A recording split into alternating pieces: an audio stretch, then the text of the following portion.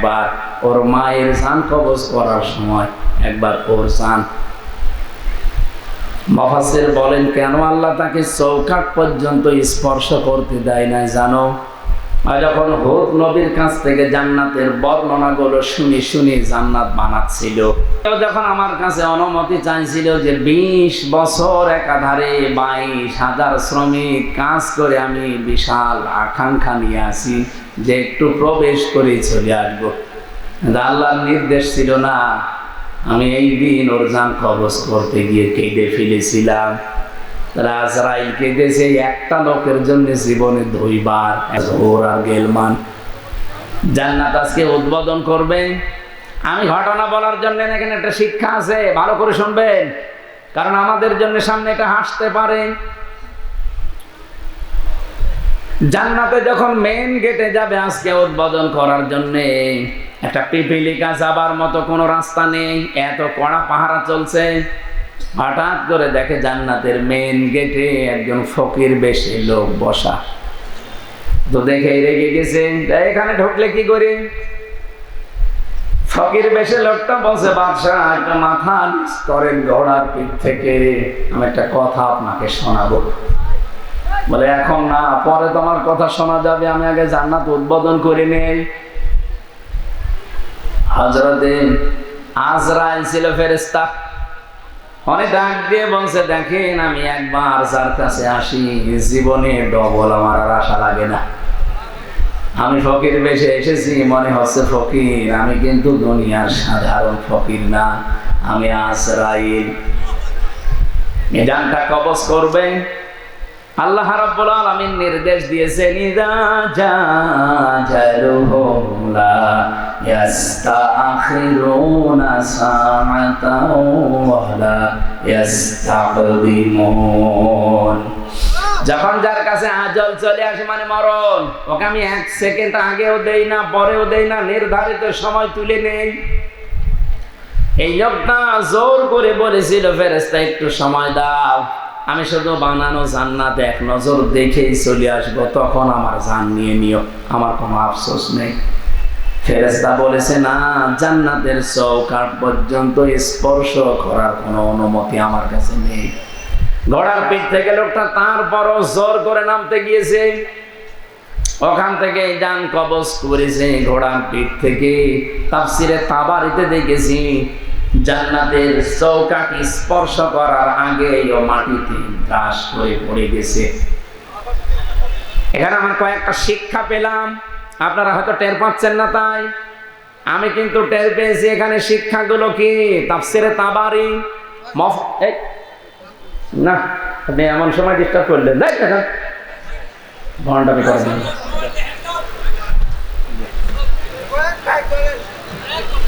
Main সময় এসে ঘন্টা এখানে আর আসবেন না।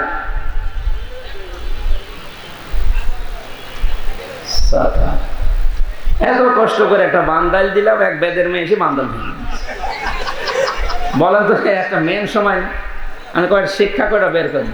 ওর এখানে আসতে বলে ওর ভিডিও করার দরকার তো, ওর কানের নিচে 2টা দিন তো জোরে।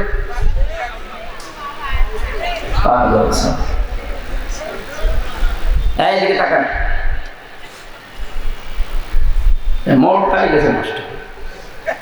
আমি একটা লাইনে ছিলাম না, ওরে মনে বলছে এখন ধরে আমি সবাই শয়তান শয়তান।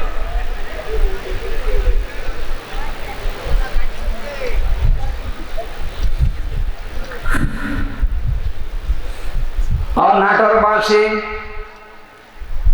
আজরাইল বলেন এই দিন আমি, ও যখন আমার কাছে অনুমতি চাইছিল যে 20 বছর একাধারে 22,000 শ্রমিক কাজ করে আমি বিশাল আকাঙ্ক্ষা নিয়ে আসি যে একটু প্রবেশ করে চলে আসবো, আল্লাহর নির্দেশ ছিল না।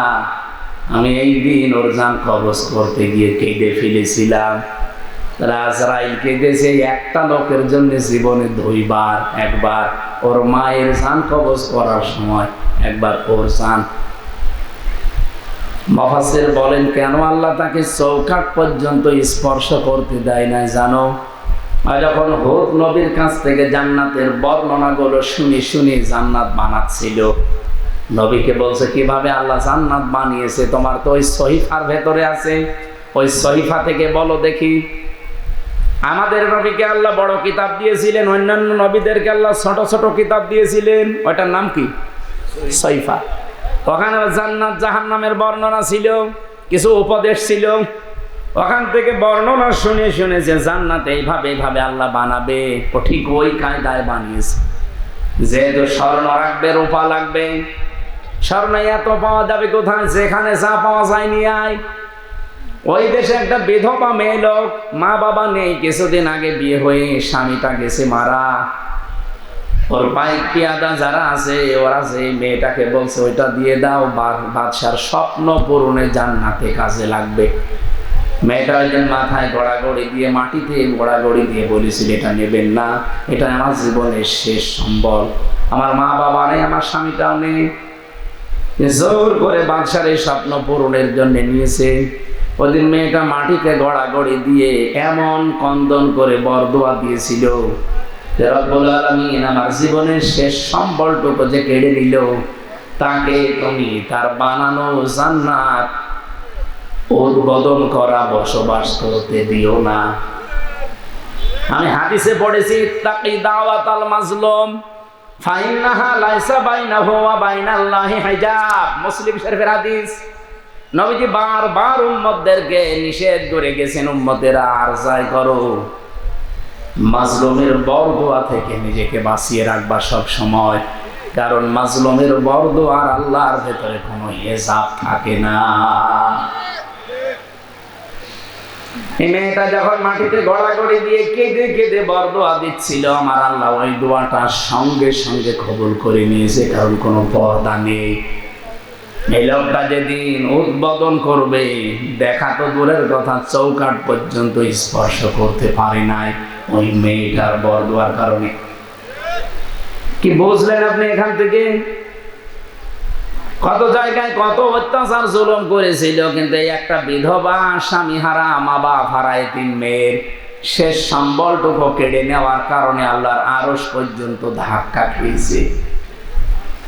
আপনি বলতে পারেন না যে 15.5 বছরে কত মানুষের হাজারি এই জালেমার সাথে লেগেছিল, এমনি আল্লাহ ঘরে ধরেছে, কল্পনার বাইরে ছিল। আগস্টের 5 তারিখের 2টা পর্যন্ত কেউ জানে না যে পালাবে।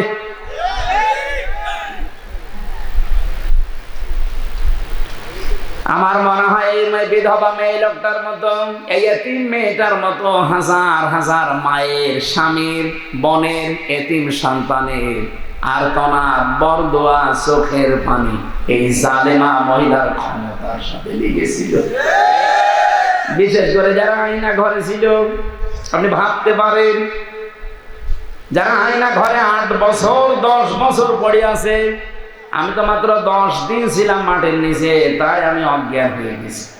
আর যারা 8 বছর 10 বছর 14 বছর পড়ে আছে, দুনিয়া কি সে জানে না, এমনকি নিজের নাম কি তাও ভুলে গেছে। আমার নাম যে ব্যারিস্টার আরমান, সে নিজেও জানে না। আরে ভাই, 10 বছর 12 বছর একটা লোককে যদি কেউ না ডাকে, ওর নাম মনে থাকবে কি করে? ওরা তো কেউ ডাকে না। ও লোকটা জানে না যে এখন দিন না রাত, এটা যে কোন বছর চলছে তা ওর জানা নেই, এটা যে কোন মাস চলছে, কি বার আজকে, কয়টা বাজে, কিচ্ছু জানে না। ও আন্দাজে নামাজ পড়তাম। আমি তো 4 ওয়াক্ত নামাজ একসাথে পড়েছি, কারণ আমি জানি না যে এখন কখন কি। আমার মাজায় দড়ি লাগিয়ে, চোখে ওই কালো কাপড় বেঁধে, পেছনে হ্যান্ডকাপ দিয়ে, পায়ের সাথে ডান্ডা বেড়িতে মানে 11 ঘন্টা টাঙিয়েছিল। মানে পাটা আমার উপরে ছিল, মাটিতে ছিল না। মাঝে মাঝে ফেলতে গেলেই ওই সিসি ক্যামেরায় দেখে দেখে গরম দিত। আপনি 1, 2, 5 ঘন্টা না, 11 ঘন্টা। এদিকে দুপুর বেলা নিয়ে গেছে 1:30টার দিকে, রাত 11:30টার সময় নিয়ে আসতেছে। আপনি হিসাব করেন তো কত ঘন্টা হয়। এর ভেতরে মাত্র 2 বার আমাকে নামিয়েছে। আমি শুধু প্রসাব করার জন্য বলেছিলাম যে আমি টয়লেটে যাব, ওই 1.5-2 মিনিট সময় যা পেয়েছি অতটুকুই। এর ভেতরে আমার আর কোনো খাওয়া দাওয়া নেই। এর ভেতরে আমার সাথে হয় 5 ঘন্টা 7 ঘন্টা পরে হঠাৎ করে একটা গরম দিয়ে ওঠে, কারণ মাটির নিচে খালি পানির আওয়াজ পাওয়া যায়। আমার মনে হয় ওই পাশ দিয়ে কোনো ড্রেন ছিল, অথবা টয়লেটের কোনো জায়গা, কেউ পায়খানা করলে ওই পড়ে, ওই তখন আওয়াজ হয়।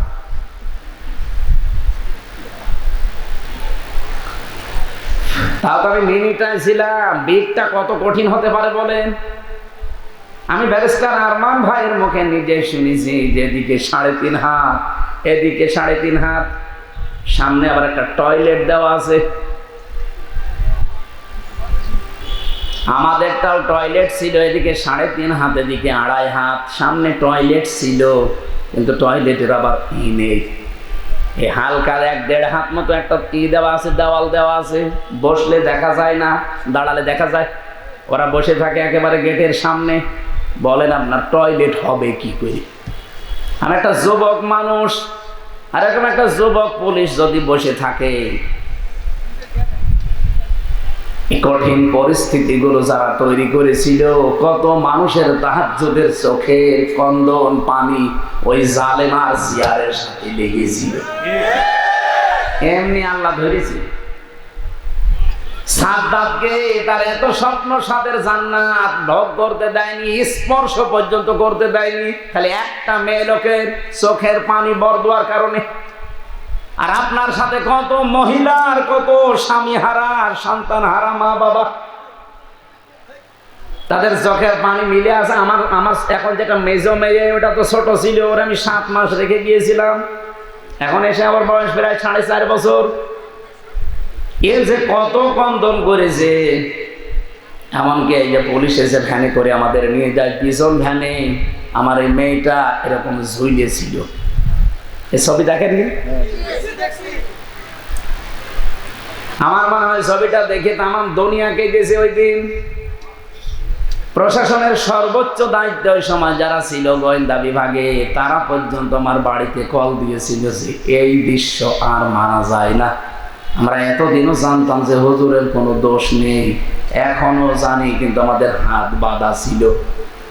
কিন্তু না, এই দৃশ্য দেখে মানুষ আর ঠিক থাকতে পারে না। বিভিন্ন জায়গা থেকে শুধু উল্টা পাল্টা কথা আসতেছে, যা আপনার ছেলেকে ছেড়ে দিলাম। আমার ভাইরা, আমি এখান থেকে তাফসিরের যে শিক্ষাটা দিতে চাই আমি নিজে এবং আপনাদেরকে, শুধু আপনাদের না, এটা রেকর্ড হচ্ছে, সারা পৃথিবীর মানুষ যারা আছে, জুলুম করলে কিন্তু কাঙ্ক্ষিত স্থানে পৌঁছানো যায় না। এটা কি কোরআনের কথা বিশ্বাস করেন? এখানে আগামীতে কেউ যদি আসেন দায়িত্বে, জুলুম করবেন না। তাহলে আপনি যে টার্গেট নিয়ে এগিয়ে যাচ্ছেন, ওই টার্গেট ফিল আপ হওয়ার আগে আপনি পড়ে যাবেন। আমার কথা বোঝা গেছে? ইন্নামা নুমলি লাহুম লিয়াজদাদু ইসমা ওয়া লাহুম আযাবুম মুহিন। সূরা আলে ইমরানে আছে 4 নাম্বার পারা 12 নাম্বার পৃষ্ঠা 9 নাম্বার লাইনে পাবেন, এটা শেষের অংশে আছে। আল্লাহ তাআলা বলেন, কোন মানুষ যদি জুলুম করে, পাপ করে, সীমা লঙ্ঘন করে ফেলে, তখন আমি আল্লাহ ওকে আর ছাড় দেই না, তখন ওকে কঠিন এবং অপমানজনক আযাবের ভেতরে ফেলে দেই। কি অপমান! তামাম দুনিয়া কেউ হাসিনাকে নিতে রাজি না। শুধুমাত্র ভারতটাও বিভিন্ন কায়দা কৌশলে রেখেছে। আমি আজকে 7-8টা বিষয় পেয়েছি কেন ওকে রেখেছে। এই যে বিডিআর হত্যা, 57 জন অফিসার হত্যা, বিশেষ করে শাপলা চত্বরে আলেমদের হত্যা, এই 2টা হত্যার পেছনে সরাসরি জড়িত আছে ইন্ডিয়া নিজে। এখন প্রমাণ আস্তে আস্তে বের হচ্ছে। অলরেডি আন্তর্জাতিক আদালতে হেগে ওদের বিরুদ্ধে 2 জনের বিরুদ্ধে মামলা হচ্ছে, হাসিনা আর মোদি। এই 2 জনকে যদি সত্যি ওখানে নিয়ে যাবজ্জীবন জেল অথবা ফাঁসির রায় দিয়ে দেয়, শেষে ইন্ডিয়ার সাথে বিশ্বের বহু দেশের সম্পর্ক মানবাধিকার নষ্ট করার জন্য খারাপ হয়ে যাবে। আমি একটাও বানিয়ে বলছি না, সব আমার এখানে রেকর্ড আছে, আন্তর্জাতিক তথ্য সব। মাইক্রোসফট নাম শুনেছেন? 257টা দেশ নিয়ে তারা রিপোর্ট বানিয়েছে। বিশেষ করে বাংলাদেশের শাপলা চত্বরটা নিয়ে, আর ওদিকে বিডিআর হত্যা। কি সমস্যা কি? ওখান থেকে আশপাশে মোবাইল সরান না, এই ডিস্টার্ব করলে তোমার রাগ হয়েছে। মোবাইল আশপাশ থেকে সরান না কেন? ভাই আপনি কি সমস্যা ধরতে পারছেন? হ্যাঁ, সমস্যা ধরে ঠিক করেন।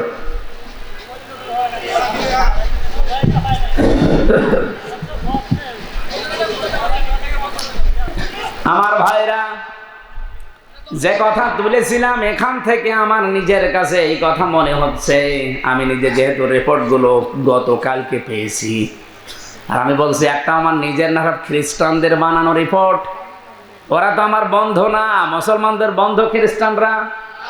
ওরা যখন এগুলো দিয়েছে আগস্টের 5 তারিখের পর থেকে আজকে মে মাসের 5 তারিখ চলছে, এই একাধারে 9 মাস বারবার ইন্ডিয়া এদিকে বিএনপিকে ধরে, জামাত ইসলামকে ধরে, রাজনৈতিক যত দল আছে বড় বড় তাদেরকে বারবার, বিশেষ করে সেনাবাহিনী যারা আছে এদেশে, এদেরকে চেষ্টা করেছে যে যে কোনো কায়দায় যেন এটা বন্ধ করা যায়। এটা বন্ধ ইউনুস করেনি, এটা অলরেডি চালু হয়ে গেছে। আন্তর্জাতিক আদালতে মামলা অলরেডি হয়ে গেছে, এখন এদেরকে ডাকা আরম্ভ করবে সামনে। ইন্ডিয়া বেশ ভালোভাবে জানে, প্রমাণ সব তো আছে ইন্টারনেটে। শাপলা চত্বরে কিভাবে কি করেছেন সব প্রমাণ এখন বের করে ফেলছে। পৃথিবী এত উপরে চলে গেছে, এখন যদি সত্যিই মোদির বিরুদ্ধে এই মামলা হয়ে রায় হয়ে যায় হেগে, আন্তর্জাতিক আদালতে হেগে যদি সত্যি রায় হয়ে যায়, আপনি বিশ্বাস করেন সামনে ইন্ডিয়ার সাথে বড় বড় চুক্তি বিশ্বের যেগুলো আছে সব তারা মানব অধিকারের দোহাই দিয়ে বন্ধ করে দেবে। ওদের সাথে ব্যবসার চুক্তি বন্ধ, ওদের দেশের লোক আরো বাইরে যারা আছে ওদের